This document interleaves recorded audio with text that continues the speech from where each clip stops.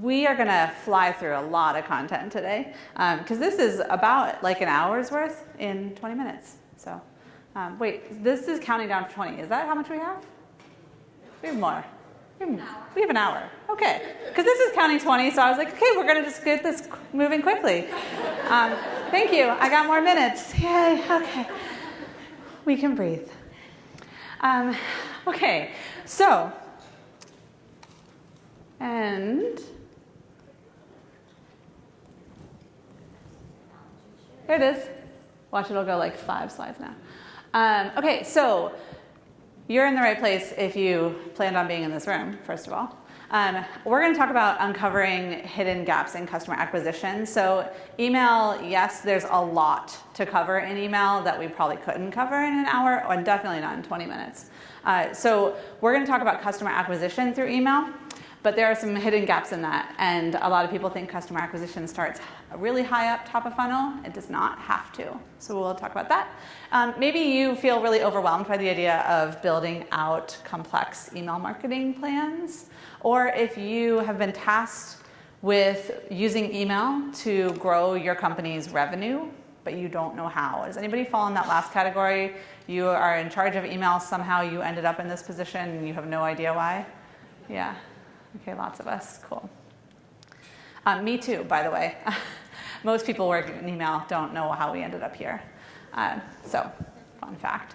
So I'm Val Geisler. I'm an email marketing conversion copywriter and strategist. Kurt told you a little bit about me. I've worked in-house as the #1 marketing hire at a growing SaaS company. I worked at an ESP, so I know email inside and out.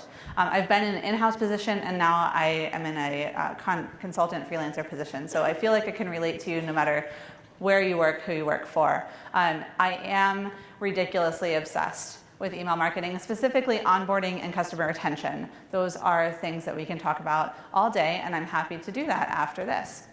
And I'm really obsessed with churn reduction. So anybody work with a company who focuses on monthly recurring revenue, where you have that in your mix of revenue streams? Yeah.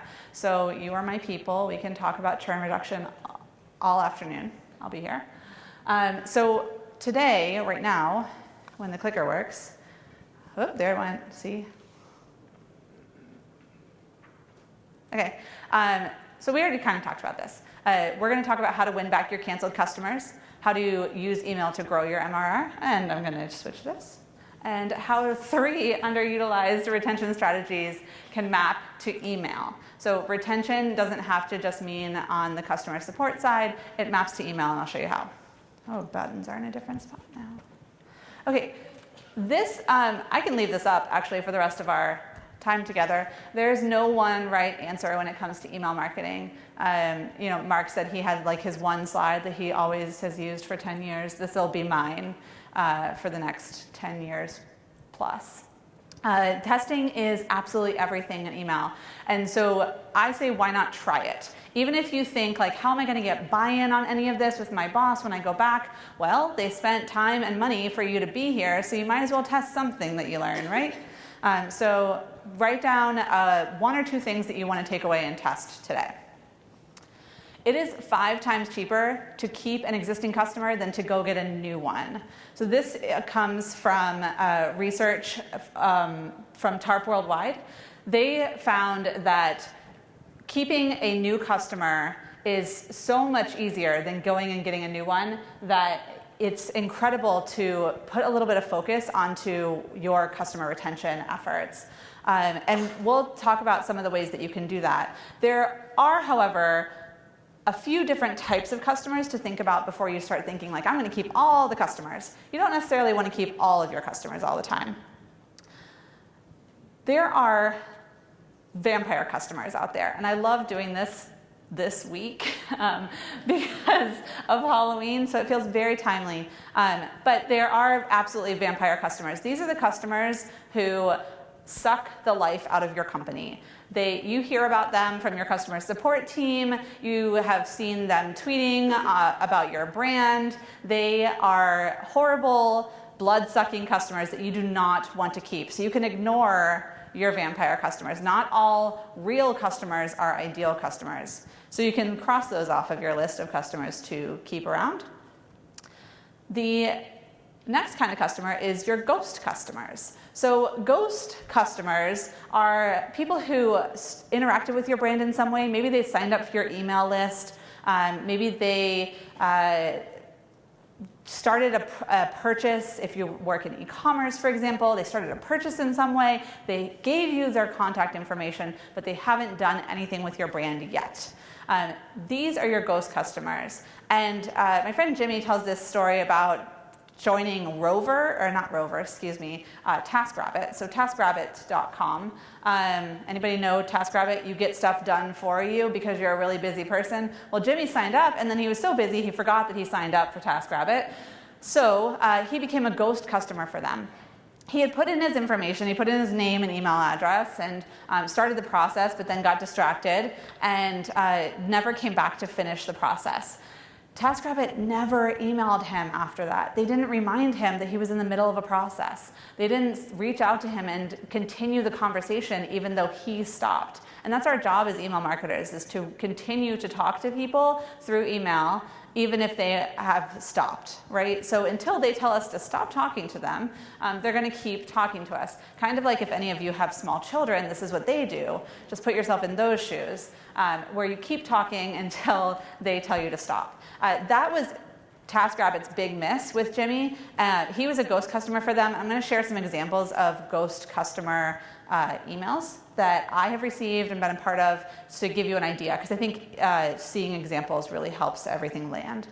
So Rover, that I mentioned earlier, this is an email I got from rover.com. First of all, they put my dog's name in the subject line, so I'm opening that email. If you put my dog's name in the subject line, which Rover does, not in every single email because that would get annoying, but in a lot of emails they do that, and it works. People talk about Rover's emails on social media. That whole thing this morning about your customers creating your content for you and being your marketing channels, little things like that make a big difference. So I signed up for Rover. A friend had sent me a coupon code, and so I was like, well, I'm a busy person and I'm going to forget to use this coupon code, so I'm going to go and sign up for my account and plug in my coupon code so that when I need to use Rover, I will have it there. And I created my account, and then I didn't book a sitting. So Rover does dog sitting. And so Rover sent me this email knowing that Labor Day is a big influx of time for them, where a lot of people are getting dog sitters, and they sent this email. You can't really see it on the slide probably, but August 6th, so almost a month before Labor Day. I hadn't booked anything. They didn't say, and they probably had a version of this email that went out to people who had booked previously, encouraging them to rebook. But they didn't say anything about that. They just reminded me that holidays coming up and that I might need to use their services. And that's their job. Had I signed up and they never sent me an email again, I probably would have completely forgotten that I signed up for them and been calling my neighbor asking her to watch my dog instead. Earth Hero sent me all these emails. You can see I haven't opened any of them. This is actually, so a lot of you might think, wow, that's a lot of emails. And if you look at the dates on them, they're about every 2 days, right? So there's an email every 2, maybe 3 days in here. And here's the thing. I didn't know that they were sending me this many emails until I grabbed this screenshot. Okay, so we get so many emails in our inbox. We get so many messages in all different places. I didn't recognize the fact that they were emailing me this often. Now, I might be an anomaly because I collect a lot of emails, but I think that all of us do. We all get a lot of email. So I didn't know that Earth Hero was emailing me this often until I got this screenshot. This is a month's worth of emails from them. And you can see that I didn't open any of the emails. I didn't interact with them. I haven't made a single purchase. I'm a ghost customer to Earth Hero, but they continue to talk to me because I haven't told them not to, okay? There are things to consider, like when you might want to consider somebody like a cold subscriber or suppress their email address. We talk about that a lot in email marketing when we do that. This is a month in, we're not there yet. For a lot of brands, especially like a e-commerce brand like this, it's going to be a much longer timeline before we do that. So they're continuing to talk to me and on a very frequent basis. So we've talked about vampires, we've talked about ghosts. The third kind of customer we want to talk about are zombies. So zombies go by lots of names, but the one thing we know for sure is that they are out there. They're walking around. They're looking for a solution to their problem. So a zombie customer is someone who interacted with your brand at one point, but no longer is participating, right? So they made a purchase, they were a customer for a set period of time. You know, it varies depending on the brand, 6 months, 12 months, but they aren't a customer anymore. So what's cool about zombies is that they fall a lot closer to existing customer than to brand new customer. These are my favorite customers to talk to keep around, to win back. Okay? So zombies have a lot of areas of opportunity. The one thing that you need to understand, though, is before you dive into who your zombies are and how we can talk to them, is you have to understand your churn rate. So your churn rate is the number of customers that you lost in a set period of time divided by the number of customers you have as a whole. This is a really important number, especially for those of you who focus on monthly recurring revenue, because your churn rate is going to tell you how many zombies you have out there. They will show up in that number. So a lot of experts say that, especially in the world of software, which is where I spend a lot of time, an excellent churn rate is about 7% annual. And you should measure your churn rate on an annual basis. But a 7% annual churn is like a really good churn rate. So if you feel like yours might be higher or lower, just use that as a benchmark. It varies by industry for sure. But you need to know your churn rate in order to know how many zombies you're looking at and how to attack them. So the first underutilized strategy that we can measure here is support beyond the customer support team.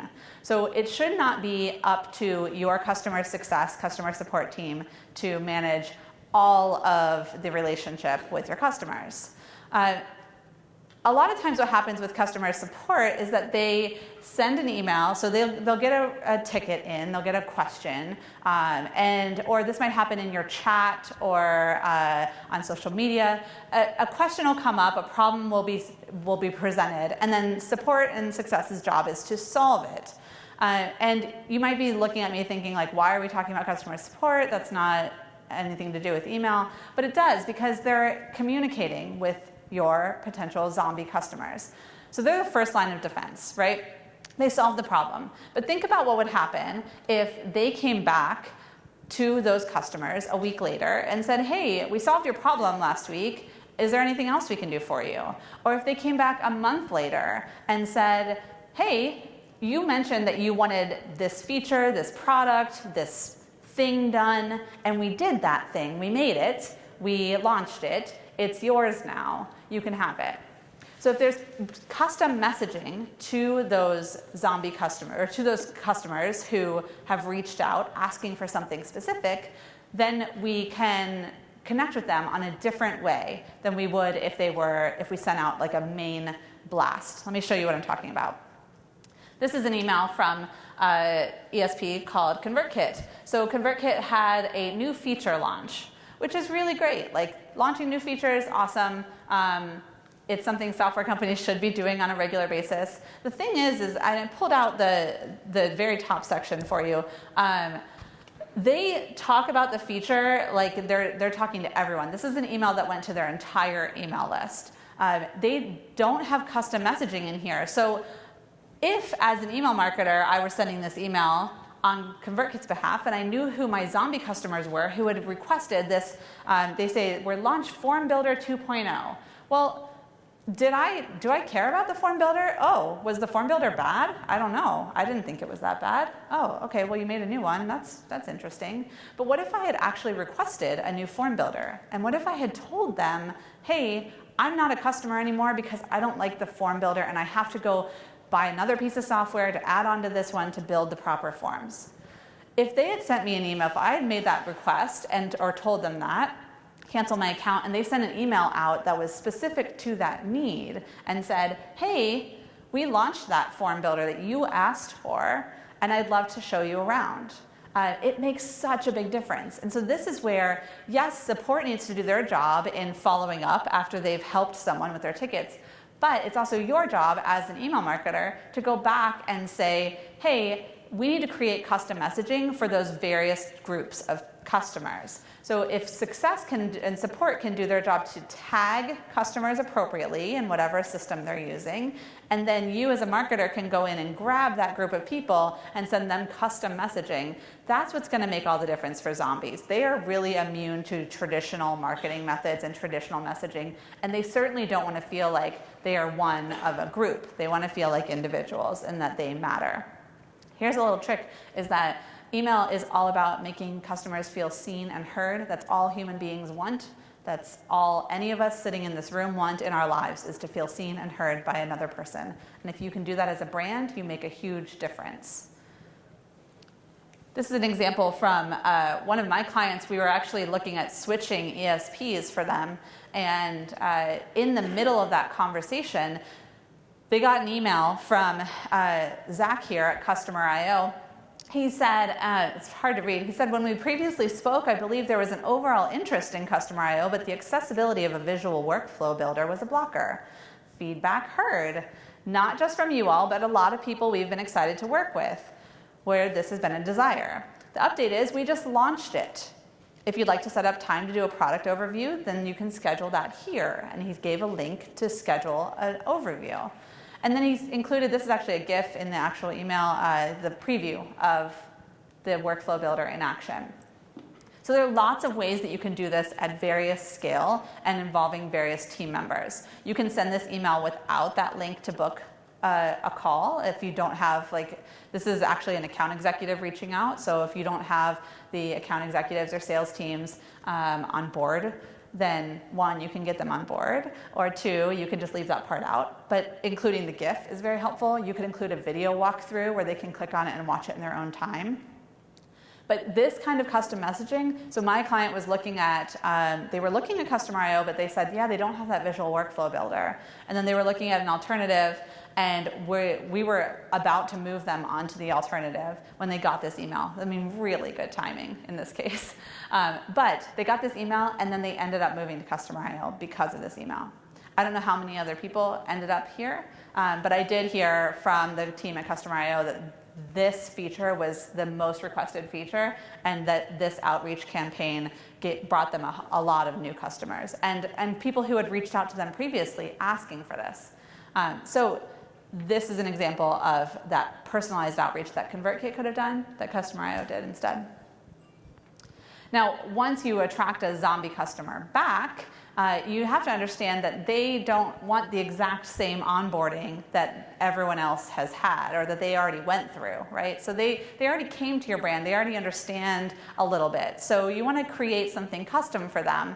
A good example is actually Customer I/O's. So they created this kind of choose your own adventure onboarding. They said, here are the lessons we're going to send you over the next 8 days if you're interested. And they laid out, here's each lesson, here's what's involved in them. Are you interested? Click this button to opt in. So email can be up to the customer as well, how much they want to receive. If you're on the customer side going, yeah, I'm good, I've seen this before, I know what I'm doing, I just really needed that extra feature that you just emailed me about, I'm in, ready to go, you can just ignore this email. And they did send a follow-up, a reminder, just in case, a week later. But allowing your zombies to decide their own fate with their onboarding is really important when they're coming back in. They want something that's unique to them.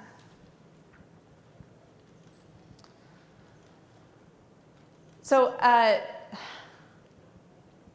hold on one second. This is what I wanted to show you. So when you are looking at zombies, especially let's think really personally about this time of year. So a lot of times this time of year, we're looking at end of year deals, Black Friday, Cyber Mondays coming up, and it doesn't matter if you're not an e-commerce brand, you're probably participating in some way, offering some kind of deal. It's no longer a kind of optional holiday that only Best Buy does. Everyone does it now. Also, annual plans. So if you work at a company that has monthly recurring revenue, talking to people about annual plans or joining next year.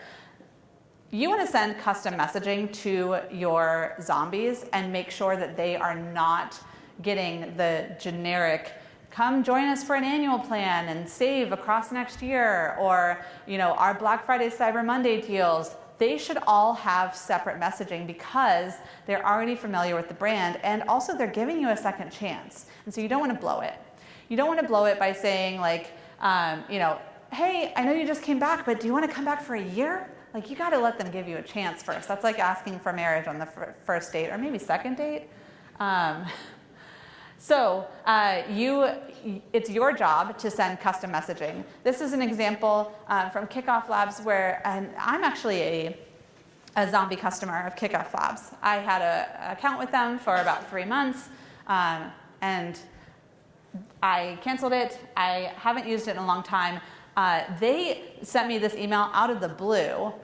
I had no other messaging from them leading up to it, and it just said, hey, come pay for an annual plan and come back and we'll give you all this time off. Well, that's great, but I haven't heard from you at all, and I have no reason to come back to Kickoff Labs other than this deal. And you have to appeal to why they want to come back. So it's really important that you start messaging, if you haven't already, start messaging to your zombie customers separately so that they can you can kind of warm them up to the idea of spending money with you over Black Friday, Cyber Monday, of spending money with you before the end of the year, and getting it on this year's budget.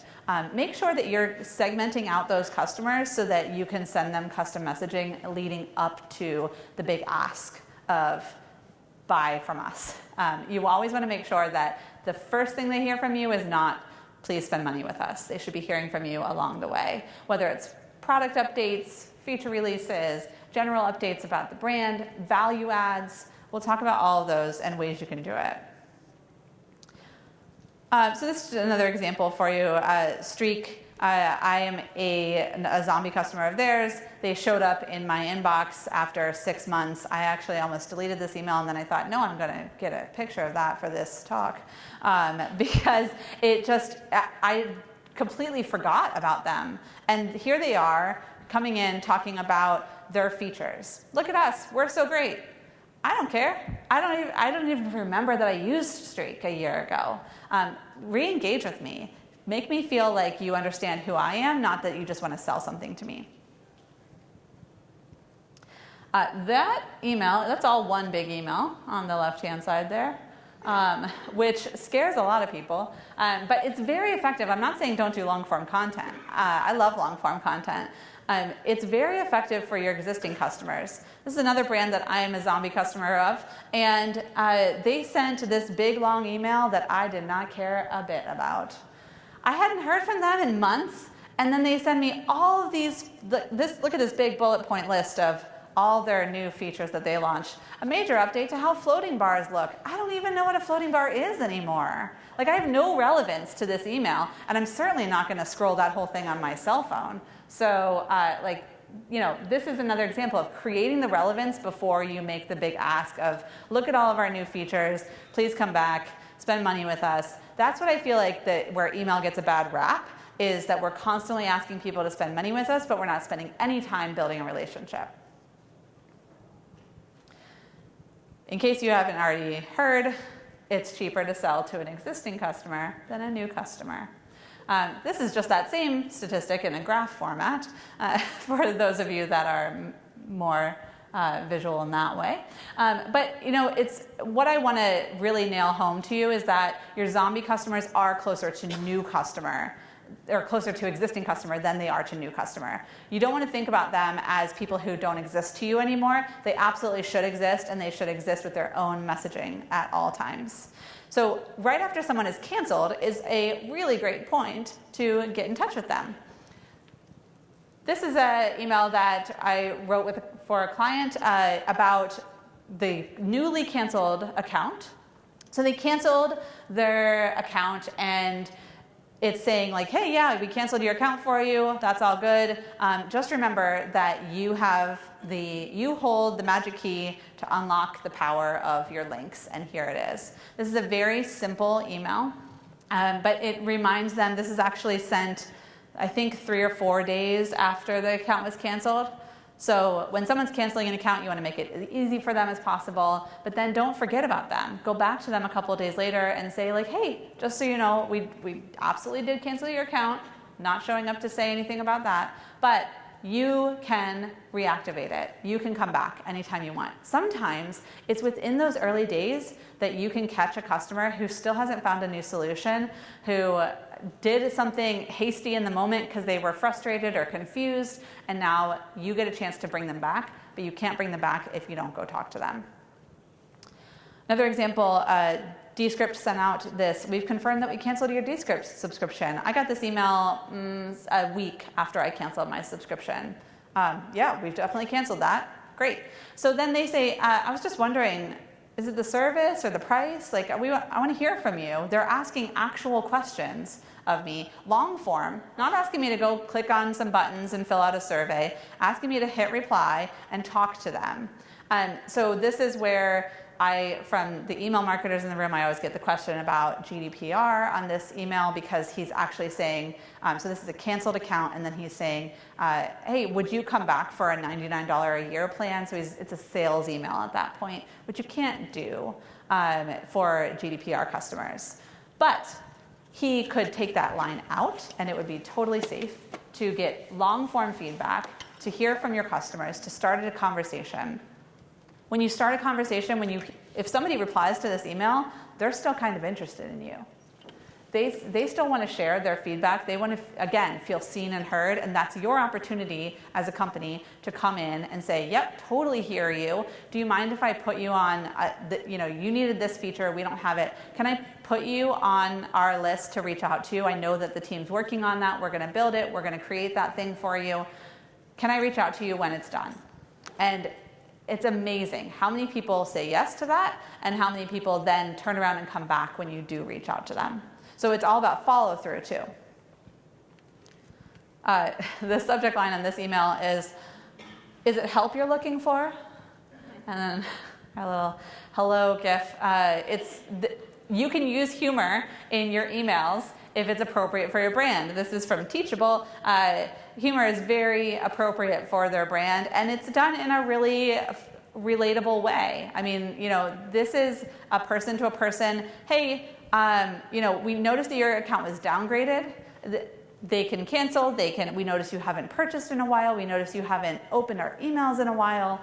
There's lots of data that you have on your email side that you can refer. So even if you don't have nobody downgrades an account in our company, well, what is the equivalent for you? And can you reach out to them on a personal level? This is from a person. This is from Shyla. She's on the customer care team. Yes, it's an automated email. Yes, your customers likely know that. And I even love when I see in an email like, P.S., this is totally an automated email, but I'm a real person that replies to you. People love that. People love that, not just geeky email marketers like me.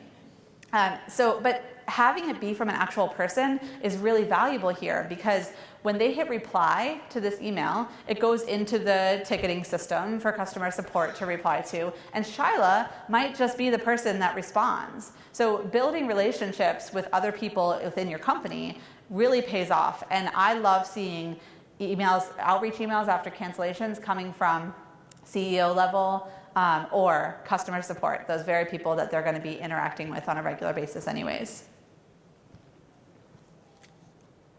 Another example here from &Co. So this is a longer version of it, but it's essentially saying the same thing. Notice it's been a while since you used the app, and I totally understand that things might have changed for you. I would love to spend some time with you helping get things up and running. Sometimes people don't know what they don't know, and they just need someone to come out and say, hey, we noticed that you haven't really done anything lately. Do you need some help? Can I hop on a call with you and do that for you? So this is where it's everyone's job in the company to care about the customers in this way. Recruiting the support team, recruiting your product team, recruiting your success team to be agents of change for your customers, and to be willing to, yes, these kinds of emails create more inbound email. And that's the number one complaint I hear over and over is well, nobody wants more inbound email. I hear that. but we want more customers. So sometimes you need to trade what you don't want for what you do, and recognize that the more inbound email you get up front, you're able to then solve those problems proactively and reduce the amount of inbound email long term. So it's a short-term solution for a long-term gain. Number 2, you have to be human. You have to be a human being. Okay, we're all human beings here. And the people on the other side of your emails are human beings. Even in B2B, there's a human being reading the email on the other side of the computer. Everyone says like, oh, well, we're B2B and so we're selling to other brands. Okay, but there's a person who picks up their credit card and types it into the computer. There's a person who opens their inbox and reads your email. And you have to be human. So you have to understand who your customers are. One of the ways you can do that is by talking to your customers. It's amazing. If you talk to people, they'll tell you about themselves. This is a really cool trick that I learned. And there's a technique that you can use to do it.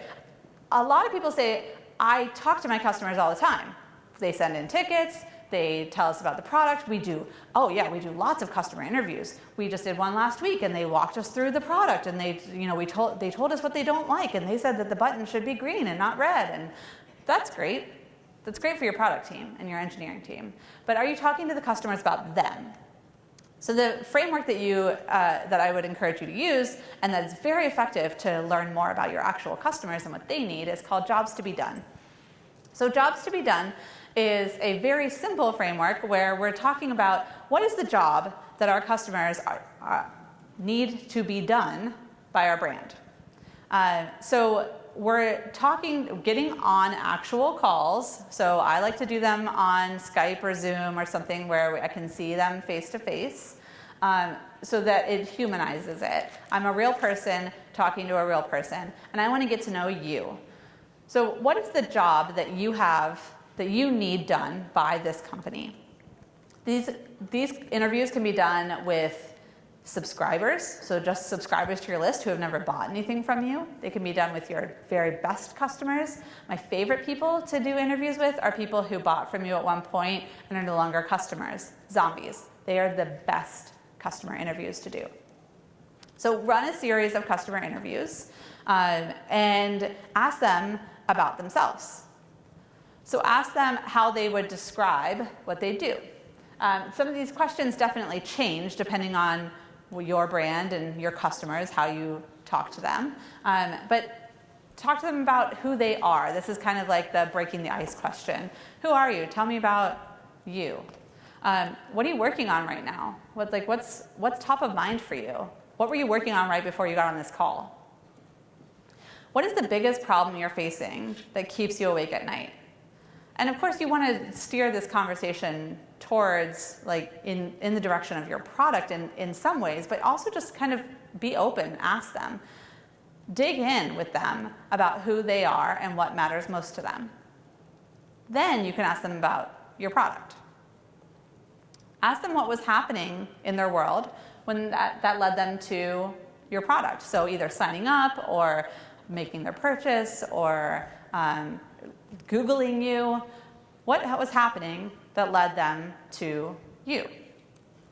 And then what happened during your trial, during your first purchase, during your visit to our website that convinced you that we were the right solution for you at that time?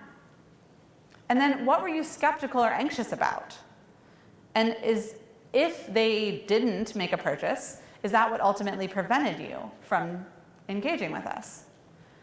So these questions, again, you'll find what works best for your brand as you do more and more interviews. This is a bad first pancake situation. I just have to tell you that, right? Your first one is going to suck.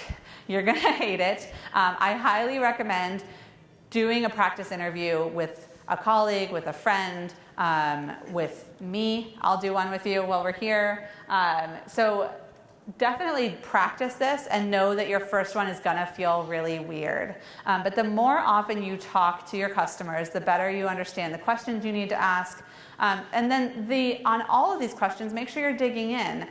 Remember that we have to talk to them until they tell us to stop. We have to be that like annoying toddler. You have to do that here too. Ask them why. Ask them to explain more. Oh, that's interesting. Can you go back and tell me about that? Why did you say that? Wait, you said this over here. Can you describe a little bit more about that?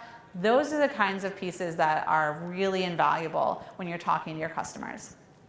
I also record all of my customer interviews. Highly recommend you do this. And then get a transcript after. That saves you from having to frantically take notes and trying to listen and write at the same time, which we all know we can't really do that well. So just hit record, get their permission to do that, and then grab a transcript afterwards. So you have to talk to your customers. That's number 2. Number 3 is that you use email then to build a habit. So email onboarding is near and dear to my heart, and it's what we're going to talk about next. But in order to understand why you do email onboarding, it's because we're building a habit. When somebody is introduced to a brand for the first time, you're asking them to establish a new habit of interacting with your brand. Whether it is a product that they're using or a website they're visiting, a blog that they're reading, it's our job as marketers to help establish new habits. There is what's known as the habit loop, where they have a craving, there's a response, and a reward, a cue. So the cue is something that happens in their world that makes them think like, oh, I need something for that. And then the craving is like something that says, yeah, you definitely need something for that. The response is finding the solution with you. The reward is the results of that solution. We're building that habit loop in our email onboarding. The habit loop also exists in customer journey. So this is from Lean Stack, it's Lean Canvas. And customer journey is it's essentially a habit loop, and this is what we're doing in all of our emails, in all of our storytelling, and in our onboarding. So we're moving customers through from, so you can see along the top, the status quo, the consideration. So the status quo, they're living their lives the way that they always have. The consideration, they're thinking about something new. The selection, so they find you, they find your brand. Then they maybe read the first blog post, they sign up for your email list. That's the early use. Then there's repeated use over time. They get more and more used to checking your blog, looking at your products, reading your emails. Then over time, the job that they had to be done was satisfied. They were looking for a solution to a particular problem that led them to you, and then they have their new status quo. So this shows up in a lot of places. You see this customer journey in movies, in books. You can use this customer journey in a single email, in a blog post. You can also use it along an entire onboarding sequence.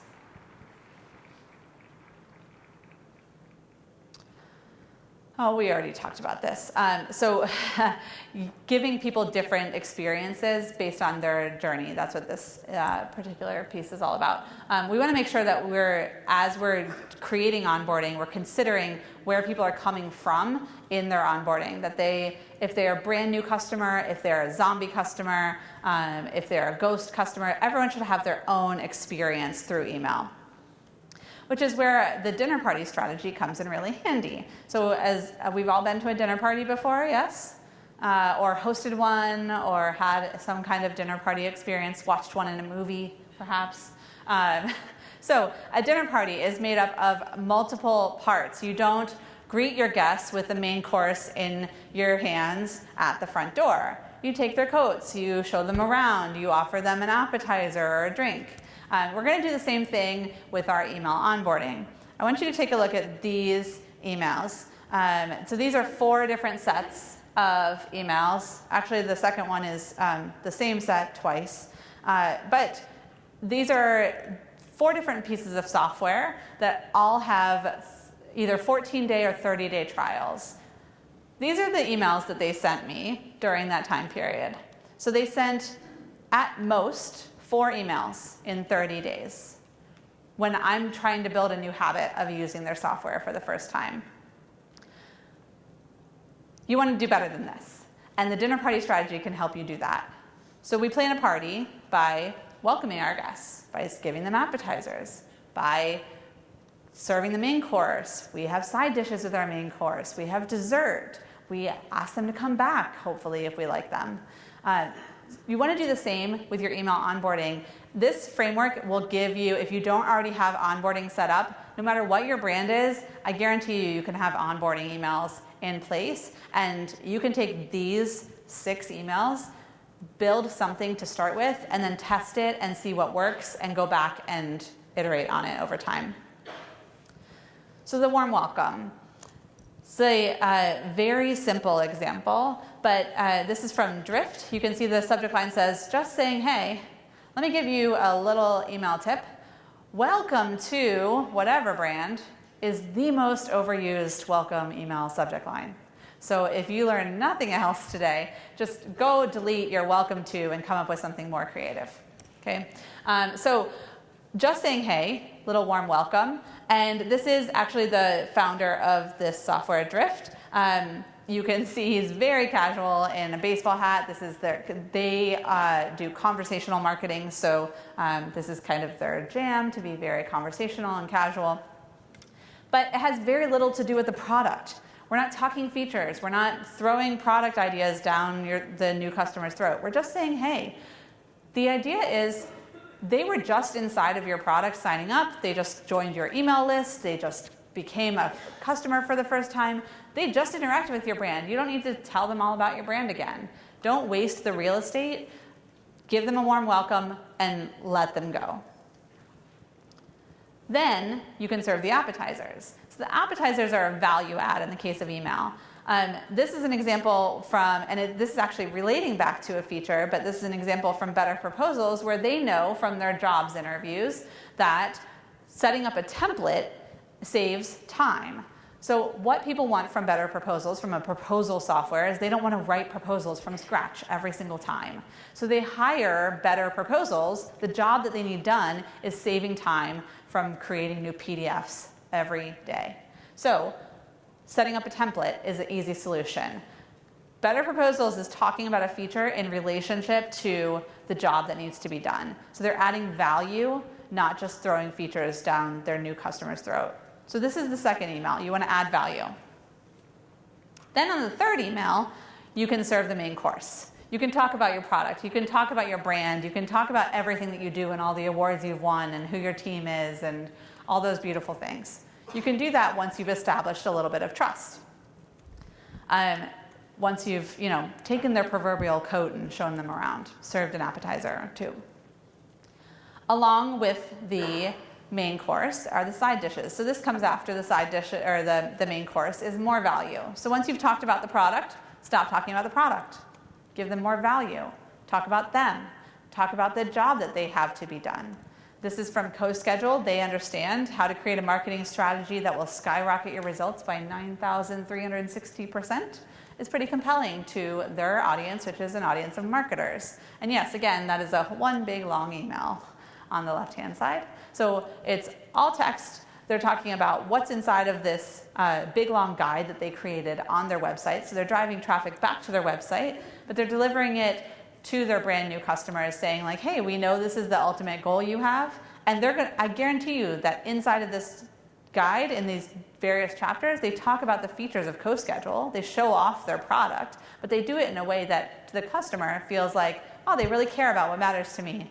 And I'm going to go check that out. I'm going to learn how to use CoSchedule in that way instead of just having features thrown in front of me. Then there's dessert.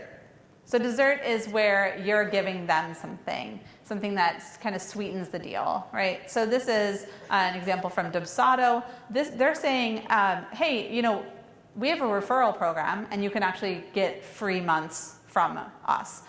We see this a lot in e-commerce, like give 20, get 20, right? Give your friends your referral link, they get 20% off, we give you $20. Something like that. This exists in a lot of different ways. You can apply it however it works for your particular brand. But the warning here is, you see this is number 5, email number 5. So we're not offering it right up front. We're not saying like, I see this a lot in e-commerce. Hey, you just made a purchase. Did you know that if you tell all your friends about us, you can get 20% off? Like, great, I don't even have the product yet. Okay? So let them use the product, let them experience your brand, and then ask them to go tell their friends about it.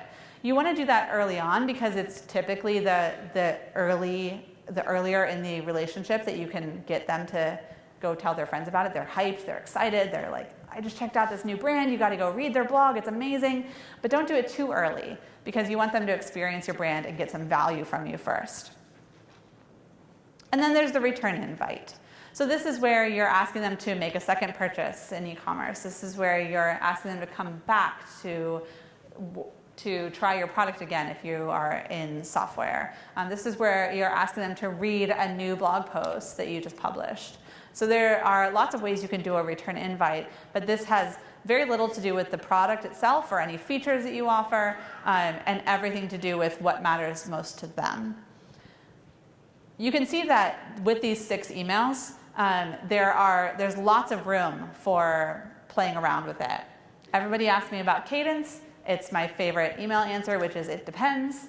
It depends on your time frame. It depends on the sense of urgency. It depends on who your customers are and what you discover in your jobs interviews. But the framework is there, and then you can build on it. So if you have nothing else in place, you can start here.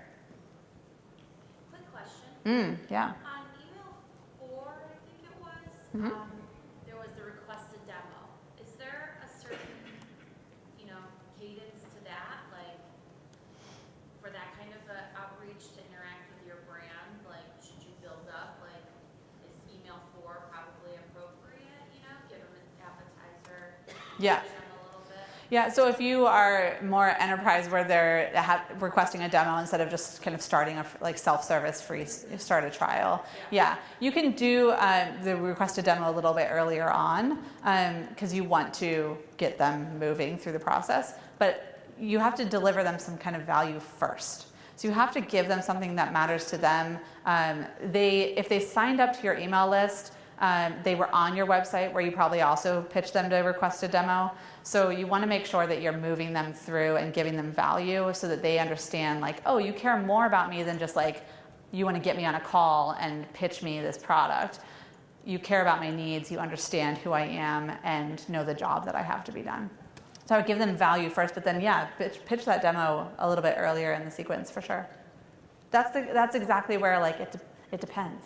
It depends on the need. It depends on the customer. It depends on whether you have a free trial or if you have a self-service model versus an enterprise model.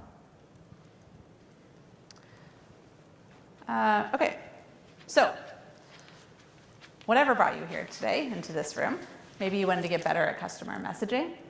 Maybe you thought you'd pick up some new tricks in email, or maybe you know the value of thinking outside of the traditional marketing box, which is probably what brought you here to Content Jam in the first place. I want to make sure you walk away with this.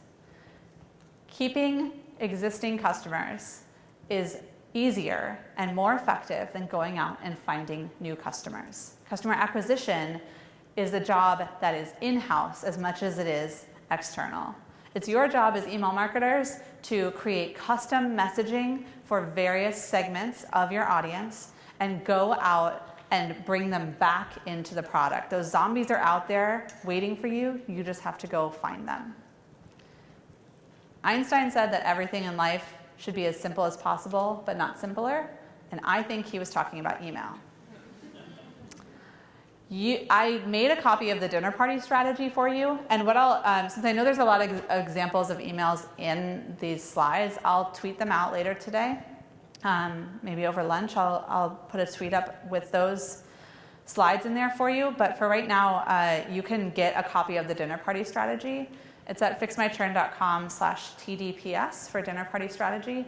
There's, in that document, it's not just the dinner party strategy. There's more details about open rates and all kinds of other fun things that we just didn't have time for today. And definitely say hi to me. I'll be around the rest of the day. Would love to chat with you, and we can talk more about jobs and email. I have time if there's more questions. Yes. Speaking generally, how do you apply some of these linear strategies to more of a concept purchase? For example, I'm in the travel industry. Mm-hmm. So the purchase that we offer has really nothing to do with the website or the email. Right. It's starting to, it's more conversational Yeah. until it isn't.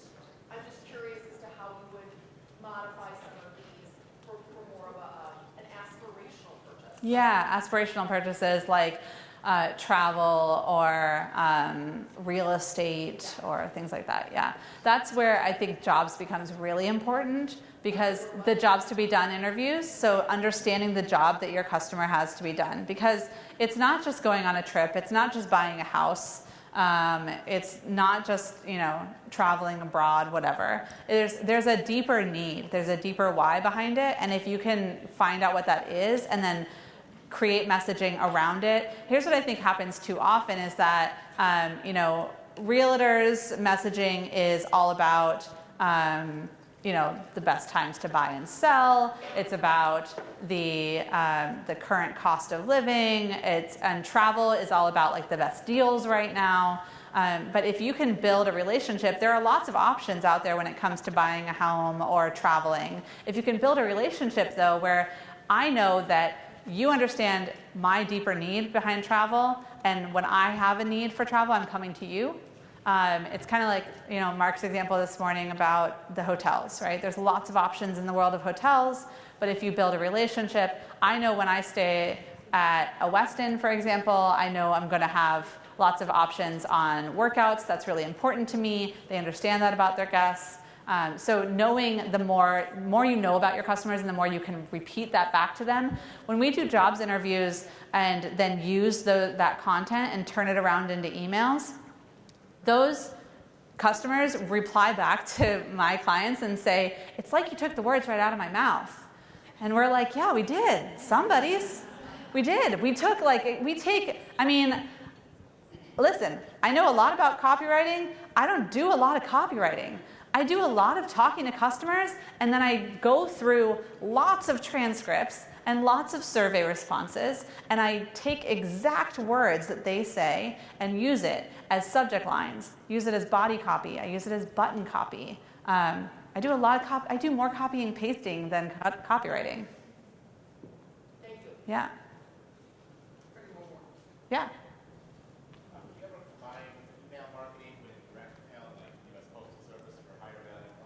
Yeah, so combining direct mail with email.